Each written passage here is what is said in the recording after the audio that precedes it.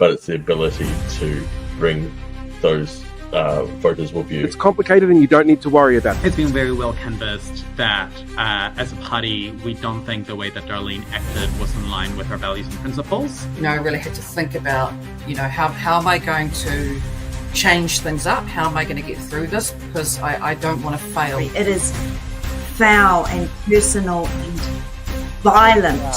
Job is to make sure that we are showing New Zealanders that there is an alternative to the divisive approach of this government, that you can bring people together. I think one of the things that any government of whatever stripe has to realise that every minister has to be a climate minister now. When you've got a country that's got a young population but they don't get involved, you might want to have a grown-up chat about that. We don't want a situation where government dictates the local government, but you want to make sure the system is set up so that it's easy for communities to make a decision. I'd be really interested to see if the officials that advise that a Crown Observer was necessary or should be put in place, or whether he's made that judgment call himself. I don't think we did, and I've said this, I don't think, because it happened quite quickly last time, I don't know that we did a good enough job of bringing the public with us. Remember, just by having Maori Wolves doesn't guarantee that mana whenua are going to be represented around the table.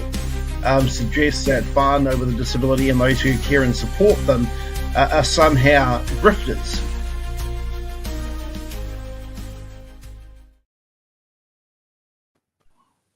Kia ora. Hello, we seem to be light on ladies. Yeah, this is making up for a great conversation around pay parity when our two female guests aren't here yet. Yeah, that's obviously not ideal. So while we're waiting, let's talk about the today Andrew Little launch instead. Because me and Nick. Yeah, so you two both went to the launch, didn't you? Yeah, we did. Yep. Great launch. Really great launch. Fantastic. Yeah. Yeah. Really. Blake, what did you think of the launch? Well, I got to meet with Andrew himself and speak to a lot of delegates, and really, really strong campaign and launch, and got a lot of interesting ideas for the community that will be a tough act to follow out there. I think from my perspective, one of the big issues in my community is around preserving and saving our community facilities. And so I was really pleased to hear Andrew making some strong statements around saving our community facilities, particularly our libraries and also our community centres. So that for me was really heartening to hear that coming through really strongly. So I think that is really great. Plus also just hearing some mature leadership, plus also authentic leadership coming through in Andrew's speech today. So I think it was great to hear that, and just really energizing for many people. So just really positive to be there. So yeah, I really enjoyed it as well. I got to meet some great people and advertise the podcast a little bit, and we should have a good flow of people coming on soon. So that was a great opportunity to advertise our brands as well, and give them an idea of what we do. So good all round for me. Fantastic. Now I'm going to interrupt you even before I get a chance to say hello to Bex and hope you're doing well, just so I can press a button and play a video and bring Jan in. Like a professional production, sort of. Yeah.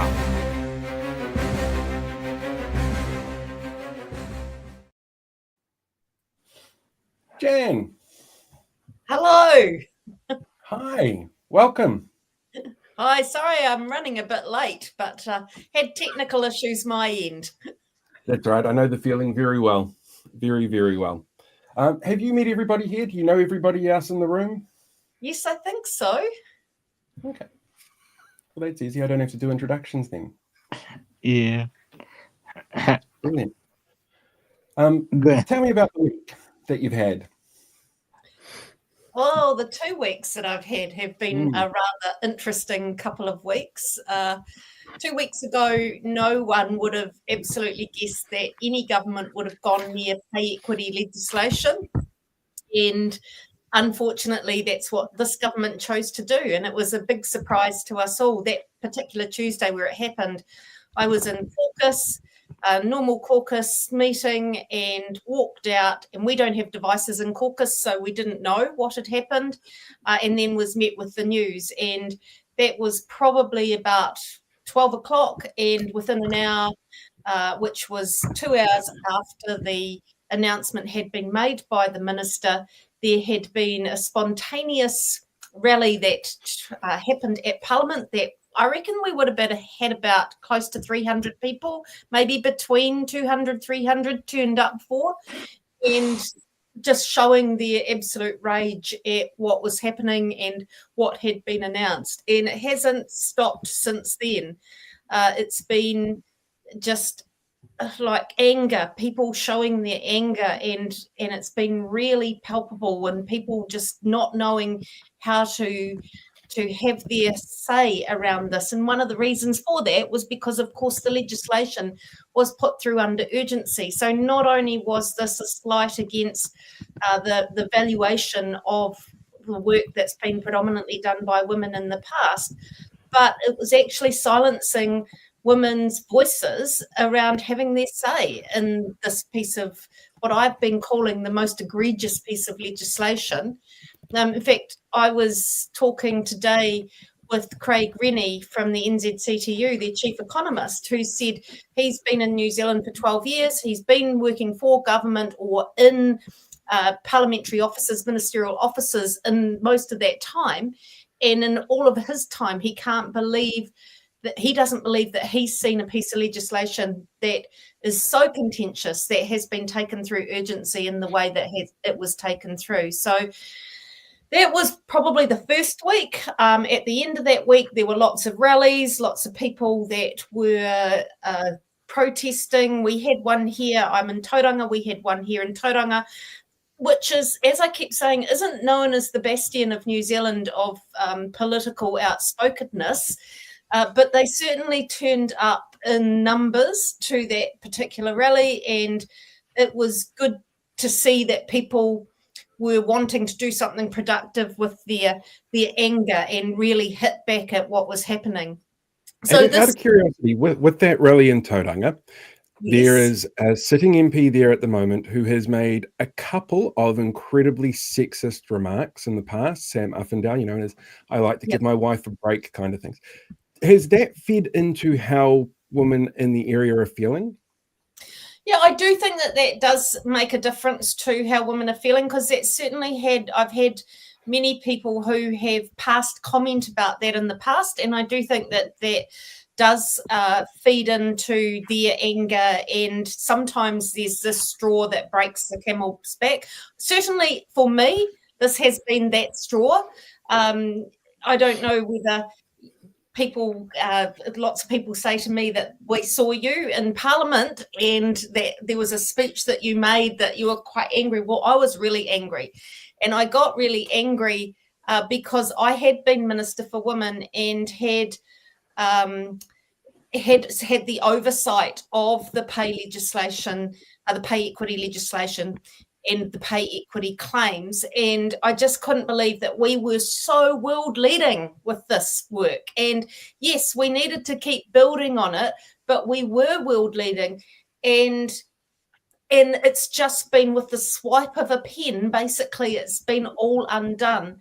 And so lots of women have been feeling that same way, and men too, but this is about valuing the work that has predominantly been done by women for so long. And, we've been well known for our gender equity, and suddenly it just feels like we've taken this huge step backwards.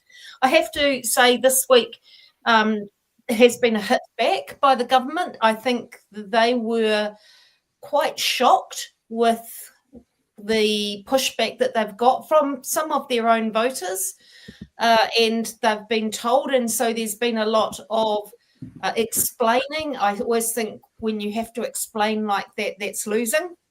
the debate, and they know that. They know that what they've done is just really upset everyone, because the reasons and the rationale that they've given for this have been around, you have one party there saying, well, it wasn't because of poor budgeting, but another one saying, well, yes, it was, basically, and we saved you the budget. And I do know that they've pulled back a little bit from that stance, but it's what they said originally. So this week there's been that pushback, I think, and we had the whole uproar in Parliament. If I had my time again, I wouldn't have probably quoted the quote from the article that got them so incensed. But I will point out that I wasn't the person that said that word in Parliament. And I also don't think that that takes away from the fact that they have done this to so many women.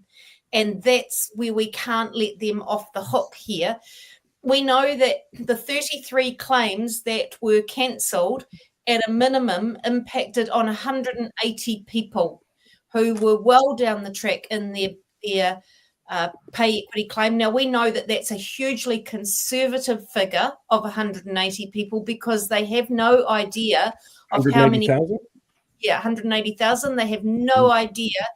Sorry, I got that wrong. 180,000. They have no idea how many people work in that funded sector, and that's the concern around this, is that they have an estimate and they're not telling us what that estimate is. So who else wants to jump in? Because I'm quite happy to run the whole thing if you guys just want to sit there in the corner quietly. Rebecca, how are you concerned that this, and do you have any questions for Jan on how this may affect your sector? And then we'll go to Nick after that. And then I'll go. Yeah, sure. So there's a lot in there. I think some of the key things are, one, how is this going to affect healthcare workers and care workers whose pay equity claims have now been completely trashed? So that's a whole thing.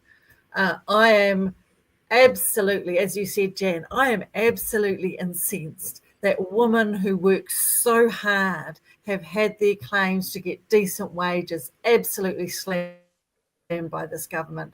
It has done my head in, and especially going back and watching some of those videos of Nicola Willis and the Minister for Disability saying they support pay equity, and now they've done a complete 180, and they're more than happy for these hardworking women to have their wages suppressed in order to meet some arbitrary arbitrary measure when it comes to the budget. It's just so wrong that these hardworking women are paying the price for some very appalling decisions making. So that's the whole thing. The other thing too that, and you may have seen my Substack because I wrote about it, and that was about the whole way in which this conversation has been completely derailed about the use of the word cunt. And I do want to go on record as saying that suppressing women's wages and taking money from hardworking women and men and women, but mostly women, in order to be able to give tax breaks to tobacco companies, in order to be able to give tax breaks to landlords, in order to be able to give tax breaks to the already wealthy, is, in my opinion, an incredibly cunty thing to do. And I am so angry about it. As you probably guessed, I'm having a massive rant. And anyway, what I'm interested in, and here's my question for you, is what is Labour going to do to rectify the situation? If we vote Labour in the next election, what is going to happen? Yeah, so that's a really good question, and I'm pleased you asked that, because Chris Hipkins on the day at that rally came straight out and said on the steps of Parliament that we will put this right. And in subsequent interviews, he has said, at the very least, we will ensure that we get back to where we were, and we ensure that the claims are reinstated. having said that, I keep saying, but we have an opportunity now to look to see if we can do it better than where we were at. Like, the legislation effectively is really, really good legislation. There is no doubt about that. In fact, so good that the likes of Iceland, for example, have been getting Amy Ross, who was the head of our pay equity task force, over to help them work through it, because they, Iceland's got this amazing knowledge around the world, or people think them as being this wonderful place for gender equity, which they are, but they're looking to improve, and they've looked to our legislation to see that. So there's nothing wrong with that. What we are concerned about is there's still such robustness has been put into working through those claims. It's still taken a long time. And so is there a way that we can improve that? So we want to do some work around in the next few months around talking with key people, maybe having some summits, maybe having some conversations where we can get together and see if we can make some improvements. But at the very least, we'll go back to what was here before this was taken away. Can I just ask whose microphone is making noise? I can hear like a gargling sound. I think it might Anybody be, in a room full of water at the moment? I think it might be Jan's one. Well, I don't think so. I haven't got anything. Mine's. So what's happened with me tonight, my technical problems, I realised I left my laptop in Wellington. So I've had to go on to a loaner tonight, and it's actually flashier than my laptop. It might be Rebecca, based on the fact she's gone on mute, and now I can't hear it. Yeah. Oh, well, there we are. I'll mute myself if I'm not talking. It's all good. Technology. It's great fun. Great fun. Anybody else got any follow-up questions? Nick, you can go next. Sure. I suppose, thank you, Jan. I really appreciate the advocacy that you've been putting in around this issue. It's caused a lot of concern within the disability community over the last little while, although this has been an issue that's been spoken about probably for the last 12 months in terms of the concern around this issue.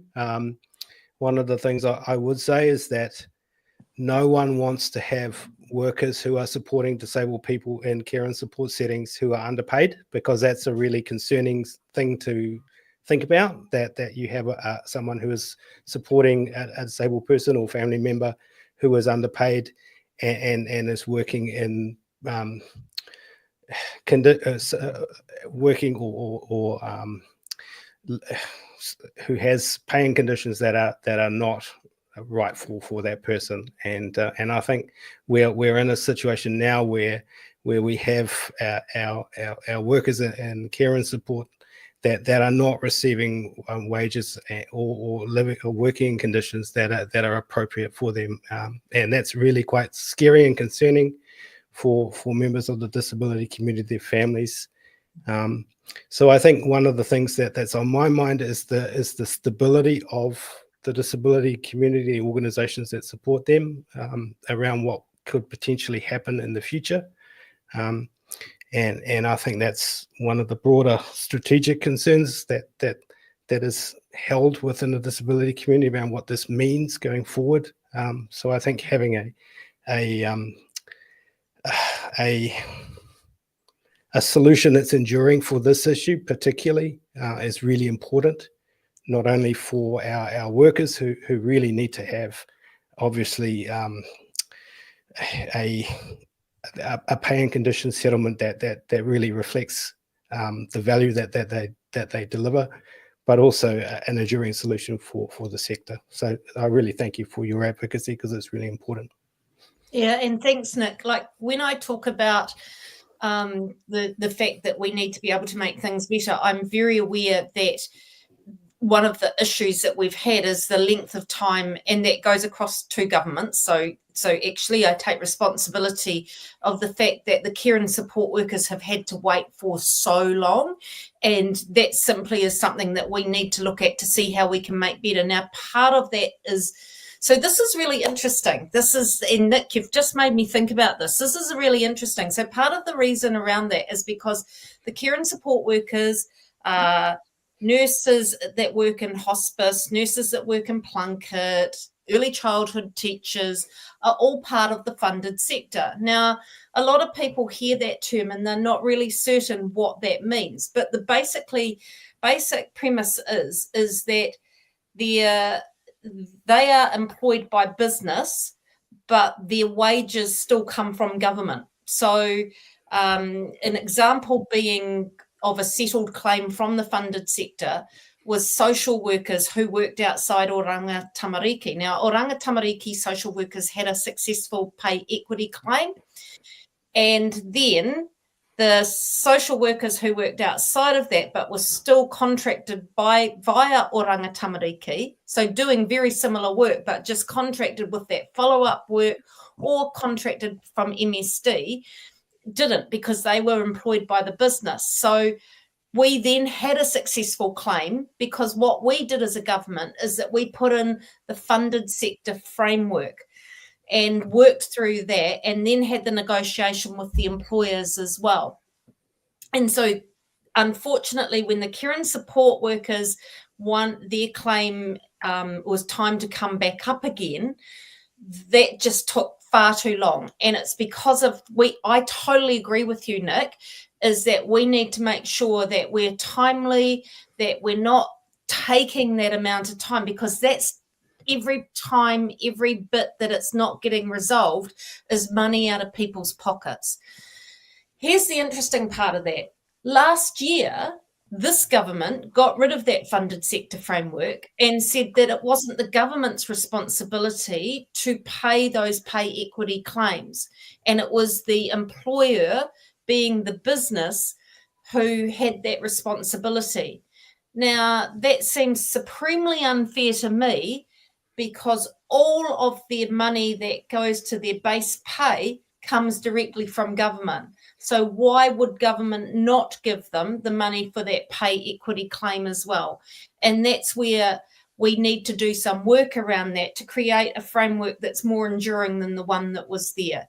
But the bottom line is they've taken it away because they are taking money out of the back pockets of women who are paying the price for this government's inept budgeting.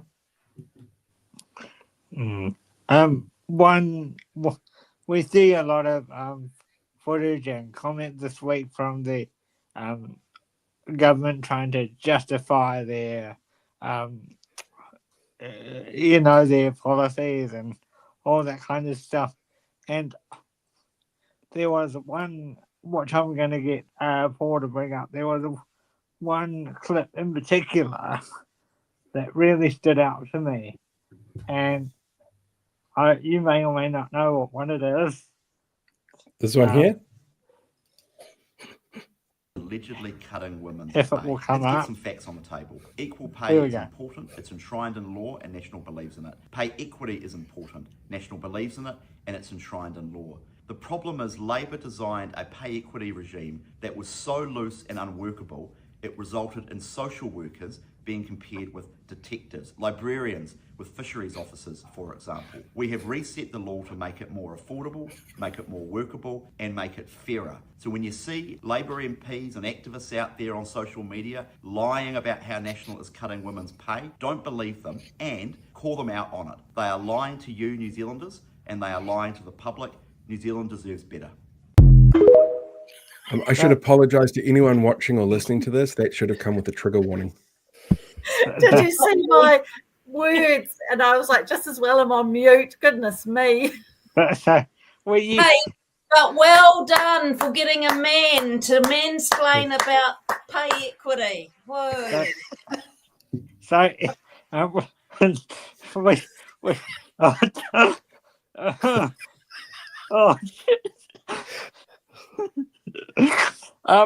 when you see people like Chris Bishop putting stuff like that out on TikTok, no less, how does it make you feel, Jan? Just like that. Like, I have to say, when I saw that, I was like, you're kidding me. And who does their PR, for example, and does that strategic planning? Because honestly, that was just unbelievable. But what has really angered me with all of that is the disingenuous nature of what they're saying around those comparators. We know that just at that surface level, those jobs don't compare, but that wasn't what the comparators were about.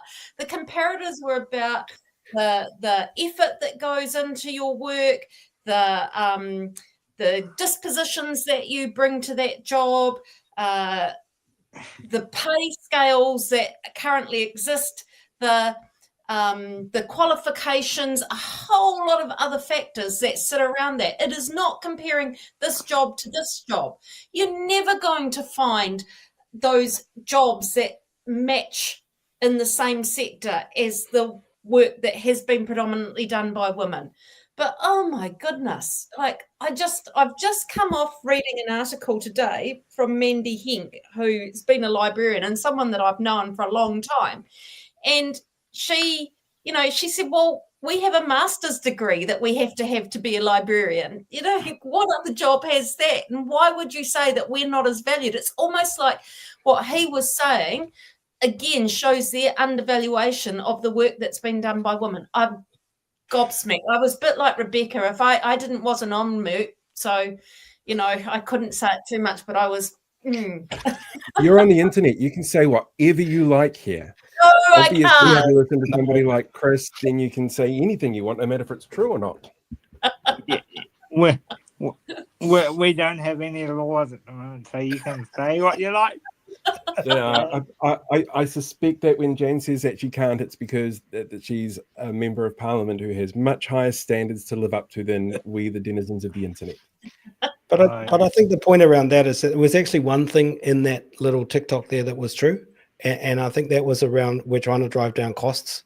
I think that was potentially true. That's actually the real reckons around this. They're actually trying to drive down costs in order to pull the cost out of this to give to other priorities within the budget. But everything else there was fairly active misinformation, and for the average person in the street, they wouldn't know the difference. So therefore they wouldn't be able to pick up the nuances, and they don't understand the process that goes behind. And Jan, you intimated to what's actually got. There's a lot of time and effort from women that have really worked hard to get these pay equity claims up.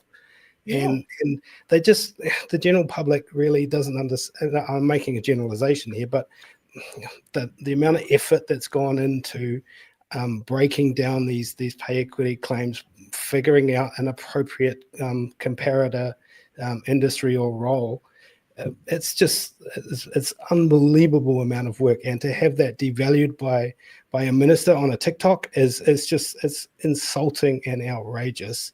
And that's the really insulting thing, that it would be just blown apart by a TikTok when we're talking years and years and years of work, and to get to a point where you would put in a claim, and then all of a sudden it just gets blown up, on an 11 o'clock press conference, which you've already right. 4 years work some of these claims have been in progress for 4 years. And a lot of these people have been they're members of their unions. They are doing this work voluntarily for the betterment of their whole sector. They're not getting anything out of it other than a successful claim at the other end. But you're so right. To marginalise and minimise like that is just so frustrating. How does it make you feel when, 18 months or even longer into their reign, it will be by now, that Mr. Bishop and other ministers are still blaming your government? Oh, it's really frustrating. Again, you only have to look at the facts and figures of when New Zealand went into recession, when, a whole lot of different things happened, and they all align up when this government came in. And unfortunately, they made choices. They made choices to give tax breaks to tobacco companies, to landlords, and to give tax cuts. Those tax cuts would have gone a lot further in pay equity settlements, for example, or into services that they've had to cut along the way. They have not made those choices, not us. And that's what makes me frustrated, that they are playing to their base in many respects, that they think that they're great shepherds of the economy and great shepherds of the budgeting in this country, and they just aren't. And that is what is so frustrating.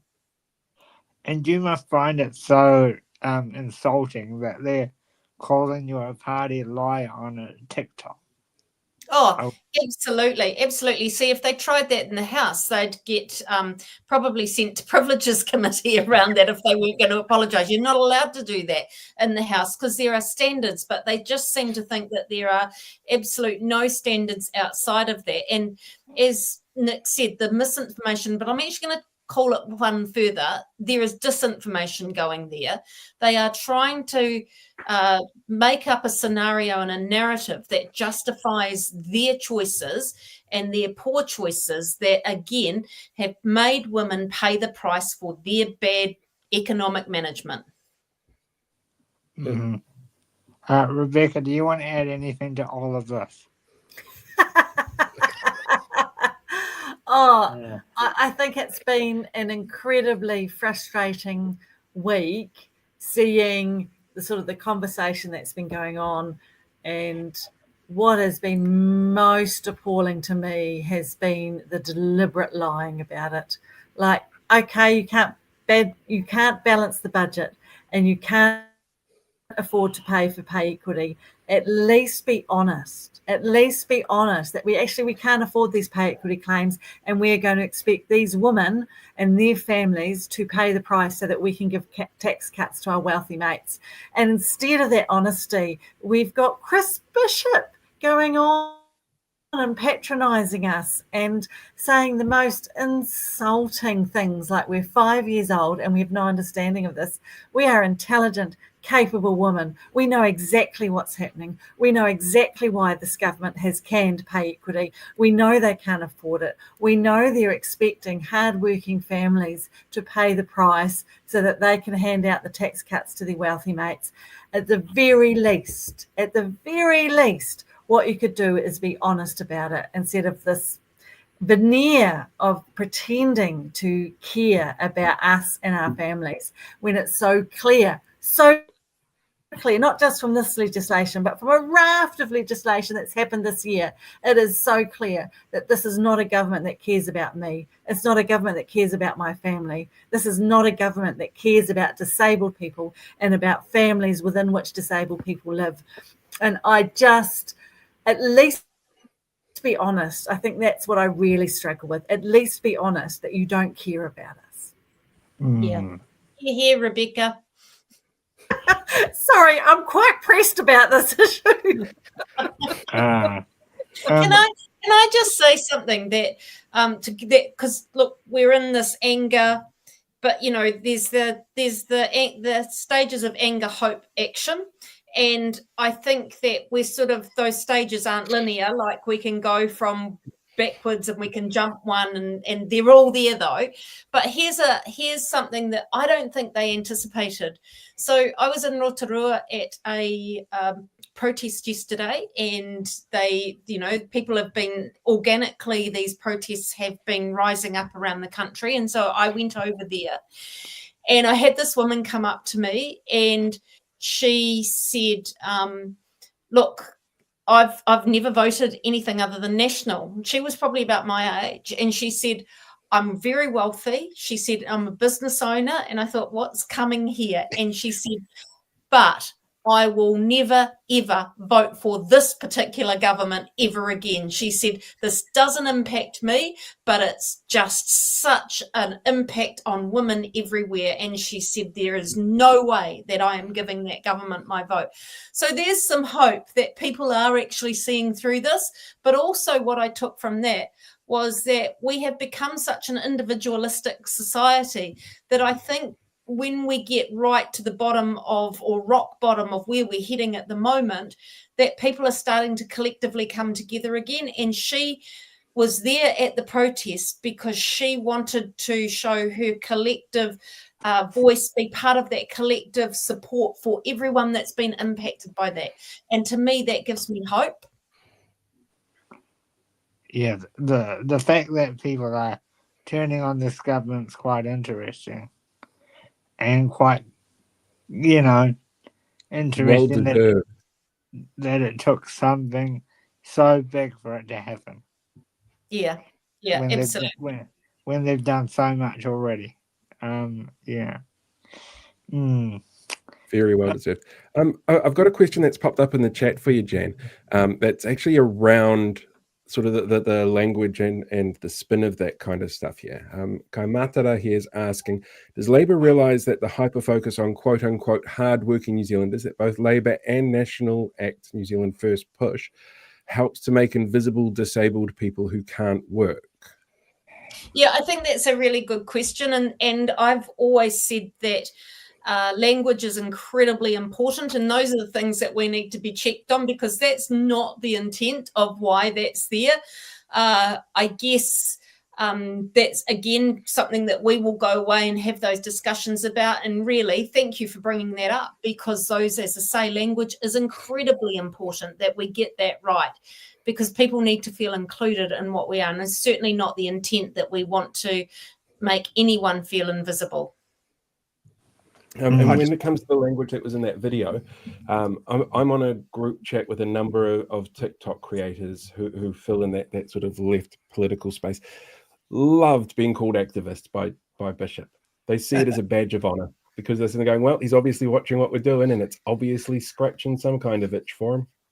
I just wanted to pick up on that piece about the language that we use. I wrote a Substack this week on the language that we use around employment, and I think it is a very interesting area that kind of talks to how we see the value of employment as being, the highest esteem, the highest thing that we should ultimately aspire to, and for the disability community, that's a very challenging narrative, and so yeah, that's something that I reflected on this week, and so that's, thank you for the question. That's a really good question. Yeah.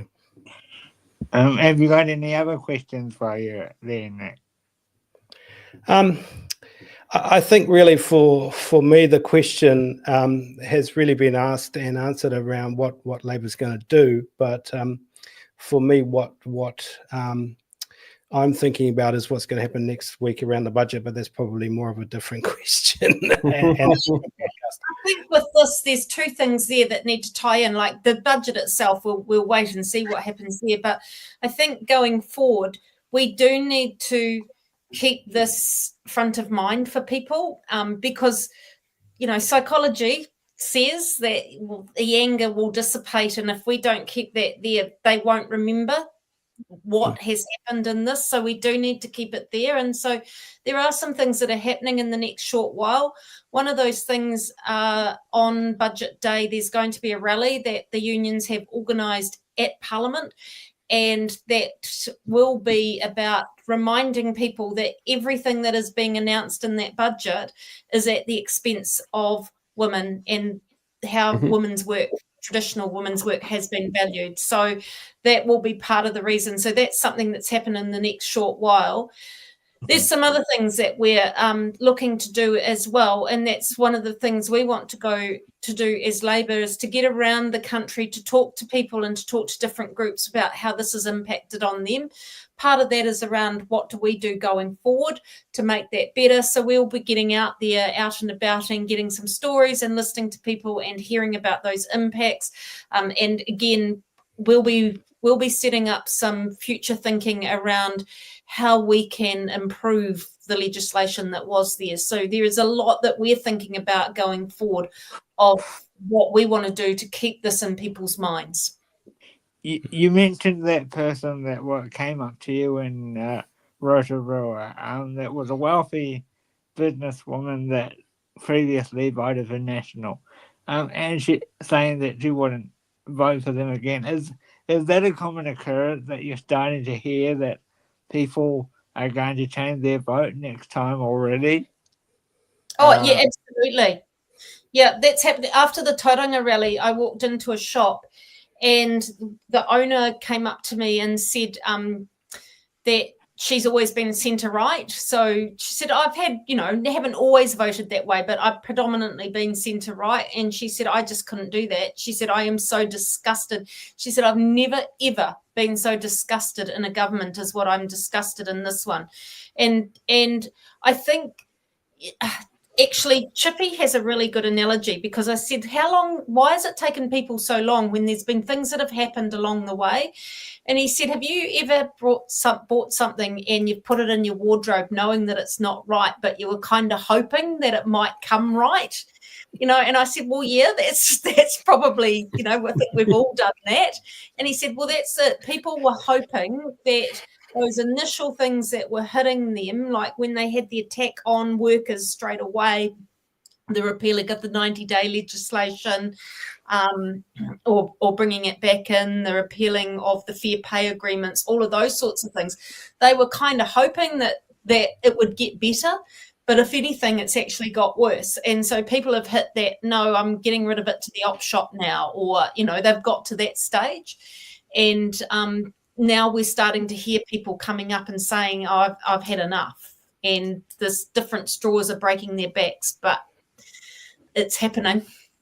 Do you think the most common nail in the coffin for this government will now be this event that just happened? I think this will be a big part of it. I really do. I think this will be an absolute big part of what's the nail. And it's once that nail's there, it is really, really hard to come back from that. It's really hard to come back from that. You talk about the what's happened. So you've recently been given the shadow portfolio for the workplace relations. So what will you be doing if you do get into government? What will you be giving back? Obviously, some of that's obvious, but what will you be doing? So one of the things that I'm really keen about, and I have to put my cards on the table here. Before coming into Parliament, people know my background as a teacher, but I was also a really strong unionist. I was on the national executive of NZI Te Aroa. Union is it's who I am. I'm still a union member. I'm a member of ETU.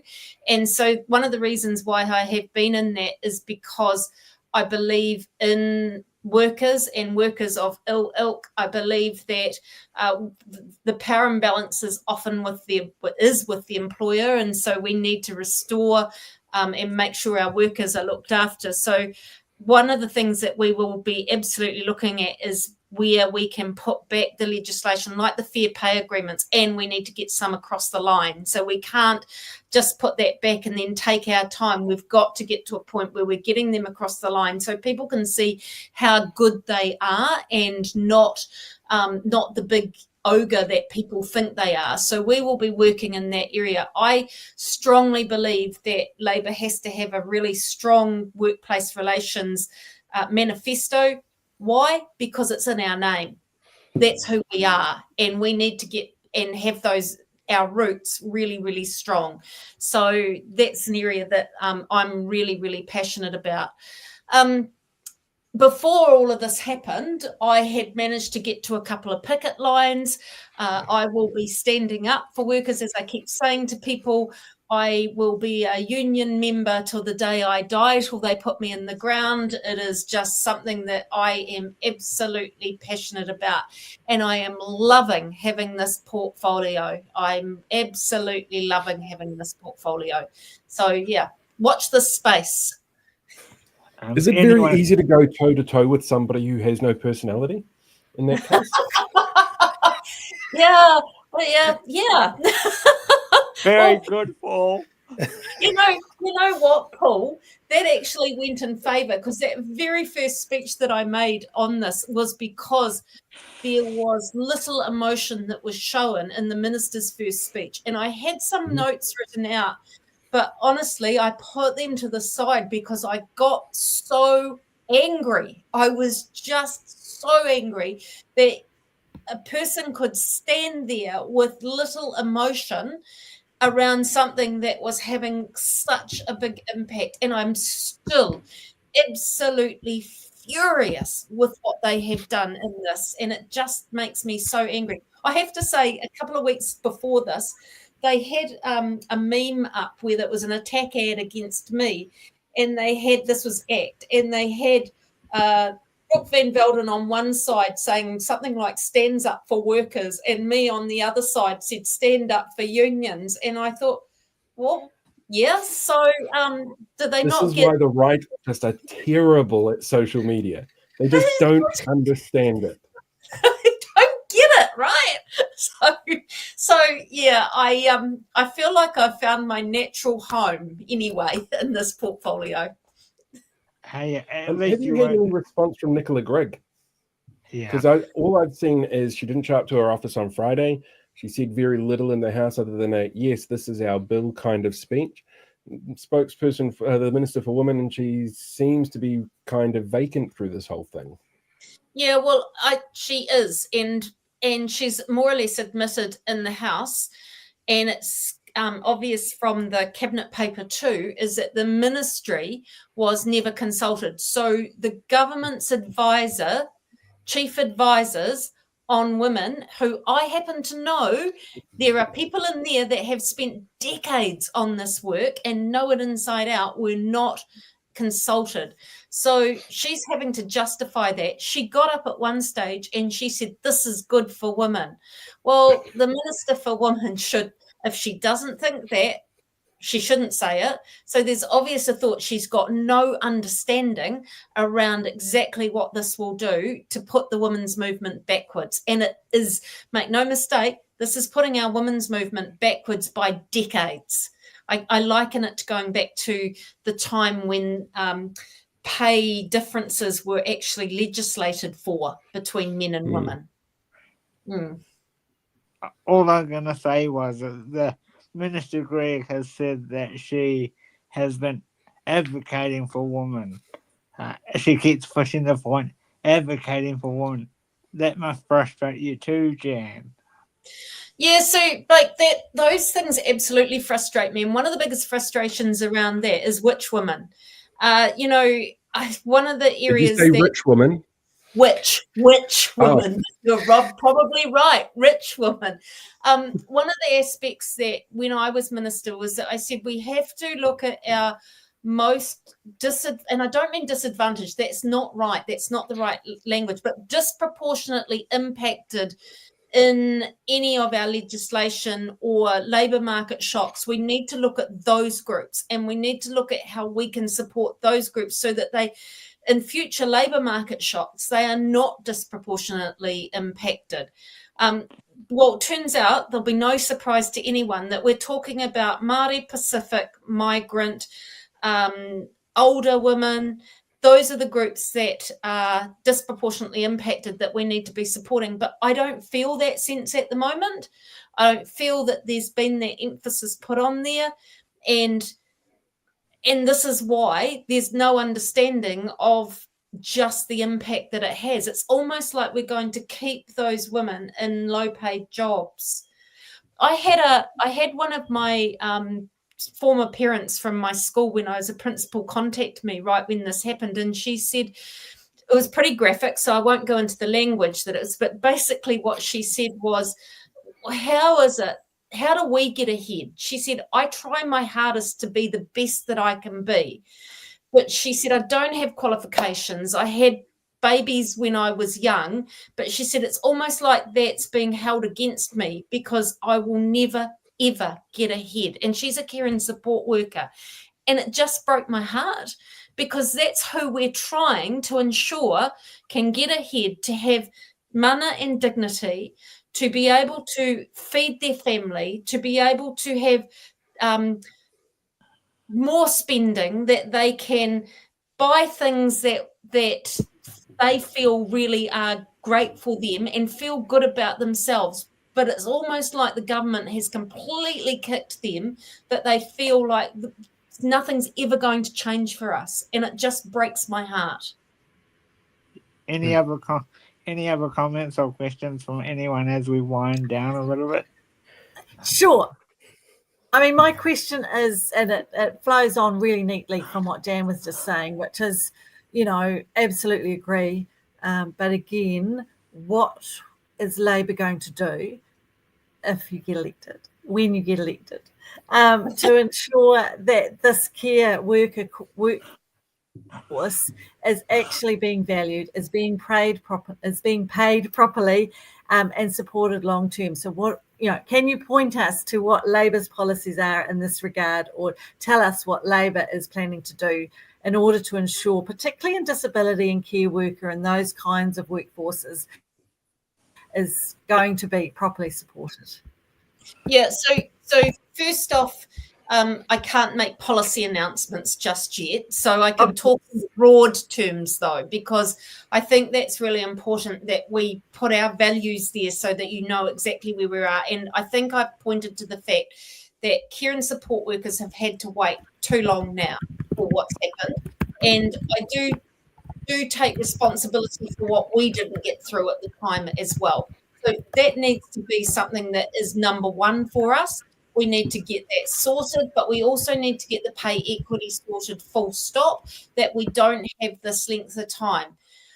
One of the aspects that we had was that pay equity task force. We need to ensure that we've got the expertise there to get this through. And there are people in this country who have supreme expertise in this area, that we're getting this through really quick, and we're not leaving it to a stretched public service as they are now, who will not have the capacity to be able to do that. So we need to look at how we can build that capacity of the pay equity to, number one, look at what's happening with care and support and get that sorted in a really quick term, but then to make sure that we're not going right all the way back for those 33 claims that they have to start all over again and have another 4 years. So we need to make sure that we've built that capacity as well alongside getting those claims sorted. So it's not a complete answer, Rebecca, because as I said, I can't go and announce our policy, but I'm hoping Go on. Getting the sense that this is like a number one priority. When you're ready, we'd be very interested. Yeah, so anytime there, I will be in contact, and I can come back on and we can talk about that at that point. But it is something that is huge for us, and the work that we need to do is really get a whole lot of people in that room around together, but with the idea that there are certain non-negotiables, and care and support is a non-negotiable for me. You talked about, this is my last question to you. You talked about last time we had you on, when you had the education portfolio, that you were going to look at if there was ways to never have charter schools again. Will you do the same for this? If we change it back next time, will you make sure, as the minister, as your lasting legacy, to make sure we never have an incident like this again in a different government? I think in this particular case, I would have thought we wouldn't have actually had this in the first place. I would have thought that it was an enduring piece of legislation because actually National voted for it to begin with. Unfortunately, none of us thought that they would trade women and the work, this work off for their budgeting. So I'm not sure. There is no piece of legislation that is 100% secure. There is no piece of legislation.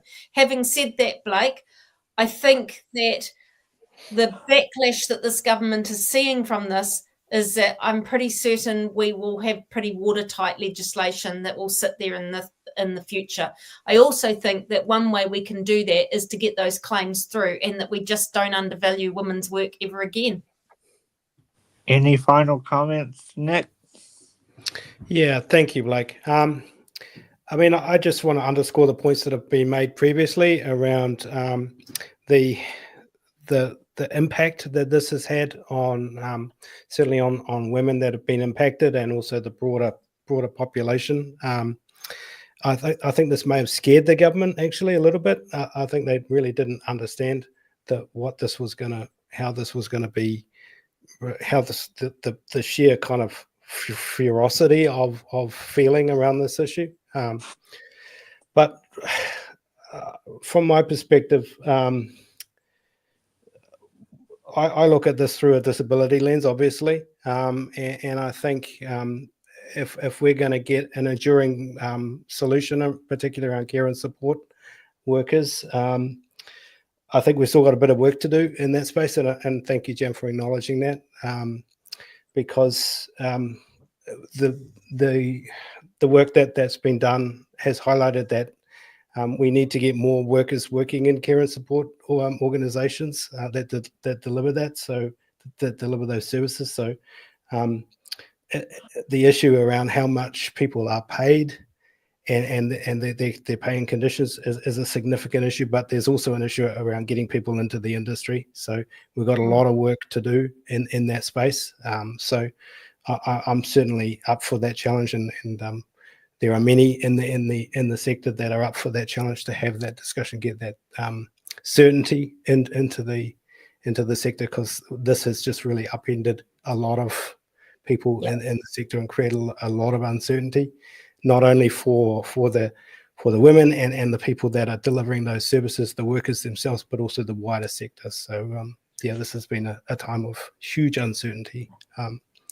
But hopefully, if we can change the government and allow things to, be delivered in a much more humane way, then we can, make some change that's better for everyone. And so thank you for your contribution. And I just want to say in response to that, Nick, too, is I should have probably said this too earlier, is that care and support is something that I'm absolutely passionate about. And the reason I am passionate about it is because I have a disabled sister who lives in a home setting now, but a group home now, but lived on her own for quite some time. And she's very much wheelchair bound and relies on care and support. And I saw those when I would go and visit and stay with my sister. I saw those wonderful people coming in, and I just couldn't do that job. I know how difficult it is. I know the skills that are involved. I know just how important they are to the disabled community, along with other communities as well. But it's something I'm absolutely passionate about, is that we have to value that work, because they are critical to our community. And I don't think unless you've had that interaction, you understand just how critical they are. And I know that she was able to stay on her own because of the wonderful work that those people did. So this is not just getting it right from a political point of view. This is personal for me as well. Before I hand back to Paul, I'm just going to say, once we say goodbye to Jan, I'm going to ask that Rebecca and Nick stay with us so that we can make a little bit of an announcement about an upcoming show with somebody special. But I'll leave it to you, Paul, to wrap this up for us. Okay, so I have one final question for both Jan and Rebecca. So you two gentlemen can mute your microphones on this one. I don't want to hear from you on it. As a cis male who has a little bit of an online profile, I have come across a number of people who do the same sort of thing that I do, who are really concerned about what's happening, really, really upset about what we've seen with pay equity, who don't feel comfortable going, right, this is how we support women who are dealing with this issue. What would be your advice to people in this sort of situation that me and some of these other people find in, where we want to show our support, but we don't want to be Chris Bishop? So from my perspective on that one, it's actually just showing up, and it's asking women how they're feeling about it. And it's yesterday when I was at the protest in Rotorua and the one that I had here in Tauranga, quite a number of men turned up there as well, and they weren't taking over. They weren't, the women were actually the ones that were fronting. It's just being there in support. And I know my caucus colleagues, for example, some of them got up and spoke in the committee of the whole stage of this bill because they stood up to show that they were there to support, but they're never going to stand there and mansplain it. So, they are as frustrated as the rest, but it's the women that are leading the way against the pushback. And that's my advice, is just be there and support, because, gee, we appreciate it. Yeah, and I think too that there was a patronising element from Bishop's TikTok that was quite stunning. I don't think I've been patronised in that way for some time. And most of the men I know who are actually genuinely about supporting and genuinely about pay equity and genuinely about creating things that are actually a really amazing society where we work together in a really fabulous way. There is an element of that underpins it that isn't patronising. It's not mansplaining stuff to us. And I think most men don't actually need to worry too much about being patronising and mansplaining if you are genuinely in partnership, genuinely wanting to do things better. That comes across and you can feel it. You can feel it in your gut at some level. And when that intent is there, it doesn't matter if sometimes the language is a bit wonky or sometimes you say things that are a little bit, oh, that's not how I'd word it, because the intent is there and we can work with the intent absolutely 100%. And I think that was what was so offensive about Bishop's video or TikTok or whatever, is that the intent wasn't there to support women. The intent wasn't there to support pay equity. The intent wasn't there to partner with us. It was so clearly designed to denigrate and dismiss and to ignore our voices. And that feeling is what everyone reacted to. Yeah, absolutely. Well said, Rebecca. Yeah. Beautiful way to finish. Yeah, I'd say this feels like this generation's nuclear free moment.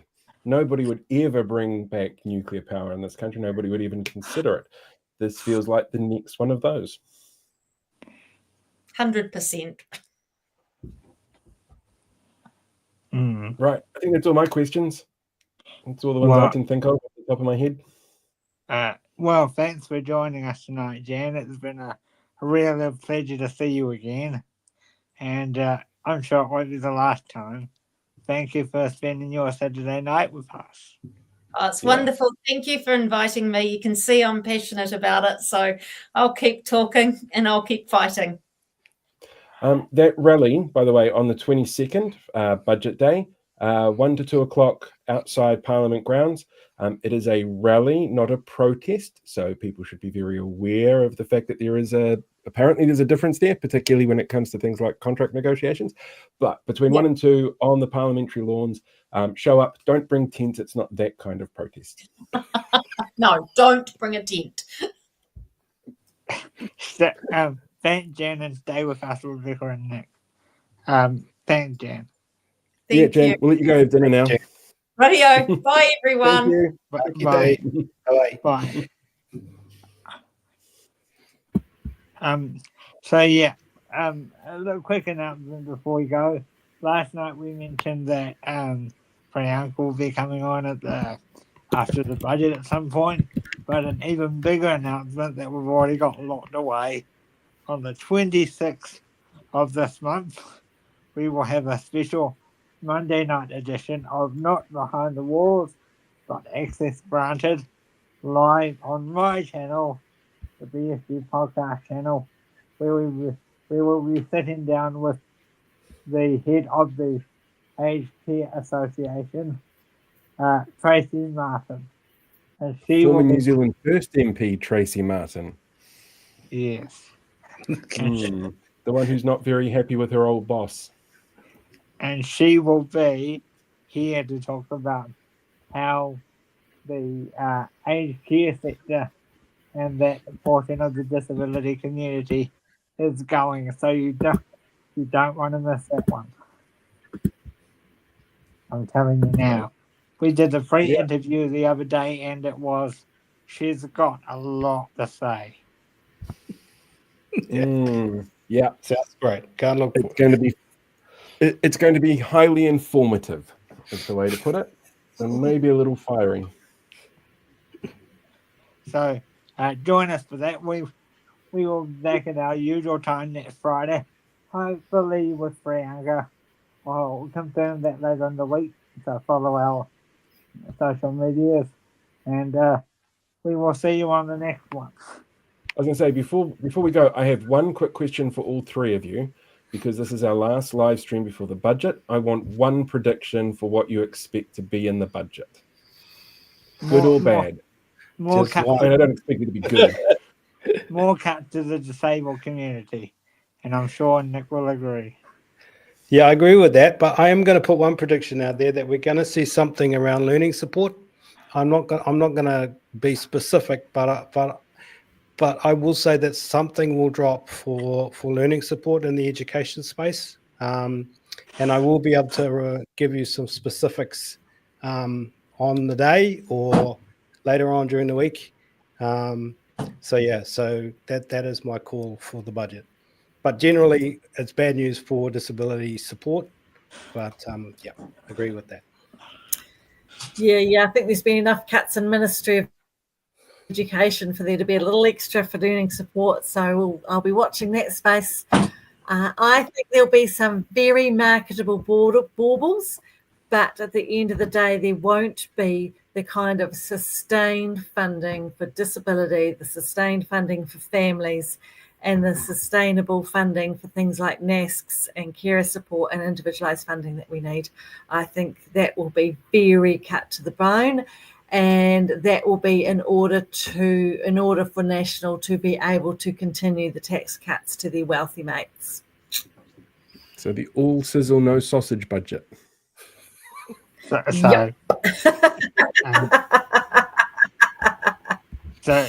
going back to what I said, we will see you next Friday for our post-budget coverage. Well, the first of it anyway.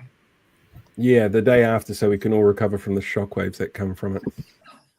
Yeah. All right. Thanks. All right. We'll see you then. I'm going to press the button. Live long, prosper, be one with the force, everyone, and we'll catch you all next time.